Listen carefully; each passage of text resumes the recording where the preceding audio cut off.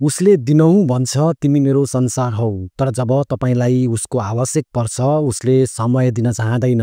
यदि तपाईहरू पनि यस्तै सम्बन्धमा हुनुहुन्छ भने प्रिय दिदीबहिनीहरू, सायद त्यो माया होइन, केवल प्रयोग मात्र हो। नमस्कार प्रिय दिदीबहिनीहरू, प्रेम एउटा पवित्र भावना हो जसमा समर्पण, इमानदारी र विश्वास हुनुपर्छ। तर कहिलेकाहीँ केही पुरुषहरू यस्ता हुन्छन् जो तपाईको कोमल मन, सच्चा प्रेम र भावनालाई केवल खेलौना ठान्छन्। उनीहरूको बोली मिठो हुन्छ तर मनभित्र स्वार्थ र झुटको जाल लुकेको हुन्छ। आज हामी यस्ता पुरुषहरूको 7 प्रमुख सङ्केतहरूको बारेमा कुरा गर्नेछौँ जसले तपाईको जीवनलाई समयमै जोगाउन सक्छ। आउनुहोस्, भिडियो सुरु गर्नुभन्दा पहिला हाम्रो भिडियो तपाईहरूले कहाँबाट हेर्दै हुनुहुन्छ कृपया कमेन्ट गर्नुहोला।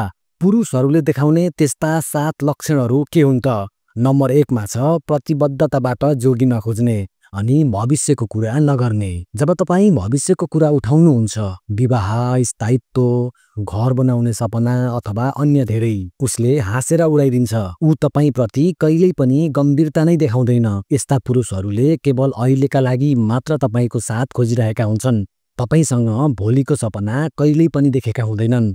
त्यसैगरी नम्बर 2 मा छ तपाईको आत्मसम्मान तोड्ने, सधैँ तपाईलाई दोष दिइरहने। तपाईको गल्ती नहुँदा पनि गल्ती तपाईकै हो भनेर देखाउँछ। तपाईको बोलाइ, हाँसो अथवा तपाईले गरेको कुनै पनि निर्णय सबैमा उसलाई समस्या हुन्छ। ऊ तपाईलाई कमजोर बनाउन चाहन्छ ताकि तपाई उसकै नियन्त्रणमा रहिरहनुहोस्। त्यसैगरी 3 नम्बरमा छ गोप्य सम्बन्ध राख्ने तर तपाईलाई लुकाउने। तपाईलाई यो सम्बन्धको विषयमा भन्दै नभन्ने। ऊ तपाईलाई साथीहरूसँग चिनाउँदैन। उसका सामाजिक सञ्जालहरूमा तपाईको अस्तित्व नै हुँदैन किनकि उसले त्यही कुरा अरूलाई पनि दोहोर्याइरहेको हुन्छ। त्यसैगरी नम्बर 4 मा छ फिजिकल रिलेसनमै मात्रै केन्द्रित हुने। उसले तपाईलाई प्रयोग गर्न अथवा चुस्न, शारीरिक सम्बन्ध राख्न मात्रै खोज्छ। तपाईको भावना होइन, तपाईको शरीरप्रति मात्रै रुचि देखाउँछ। सधैँ तपाईलाई छुने, बाहिर घुमाउन लैजाने तर मनको कुरा बुझ्न कहिल्यै नखोज्ने। दिदीबहिनीहरू, यो प्रेम साँचो होइन, केवल आकर्षण मात्र हो।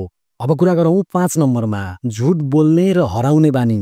ऊ कहिलेकाहीँ अचानक हराउँछ, फोन उठाउँदैन, मेसेजको उत्तर दिँदैन अनि भोलिपल्ट एउटा बहाना सुनाउँछ। यस्ता पुरुषहरू झुट बोल्नमा यति पूर्ण हुन्छन् कि तपाईँ आफै भ्रममा पर्नुहुन्छ। 6 नम्बरमा तपाईँ दुखी हुँदा साथ नदिने। जब तपाईँ बिरामी हुनुहुन्छ, दुखी हुनुहुन्छ, ऊ त्यति बेला व्यस्त हुन्छ। उसलाई तपाईको आँसुमा साथ दिन मन नै छैन। ऊ बोलीमा मात्रै सीमित रहन्छ। त्यसैगरी पुरुषहरूले देखाउने अन्तिम सङ्केत 7 नम्बरमा छ तपाईलाई मानसिक रूपमा कमजोर बनाउने। उसले तपाईको मनोबल तोड्छ, तपाईलाई एक्लो महसुस गराउँछ। जब तपाईँ आफ्ना भावनाहरू खोल्न खोज्नुहुन्छ त्यति बेला तपाईलाई भन्छ तिमी त पागल भइसक्यौ अथवा अन्य धेरै नकारात्मक कुराहरू। यस्तो व्यवहार मानसिक हिंसा हो जसले सयौं दिदीबहिनीहरू भित्रभित्रै मर्ने गर्छन्। प्रिय दिदीबहिनीहरू, मायाले तपाईको आँखामा आँसु होइन, मुस्कान ल्याउनुपर्छ। तपाईँ कमजोर हुनुहुन्न, तपाईले आफूलाई माया गर्न जान्नुपर्छ। यदि यी सङ्केतहरू तपाईको जीवनमा दोहोरिएका छन् भने त्यो सम्बन्धलाई गहिरो प्रेम होइन, गहिरो चेतनाका रूपमा हेर्नुहोस्। तपाईँ अन्य पुरुषहरूबाट साँचो माया पाउन योग्य हुनुहुन्छ, तर साँचो माया गर्ने मान्छे झुटको मखुन्डो ओढेर कहिल्यै पनि आउँदैन। दिदीबहिनीहरू, तपाईलाई यो भिडियो उपयोगी लाग्यो भने कृपया सेयर गर्नुहोस्। सायद तपाईले एक सेयर गर्नुभएकोले कुनै दिदीबहिनीको आँसु रोक्न सक्छ।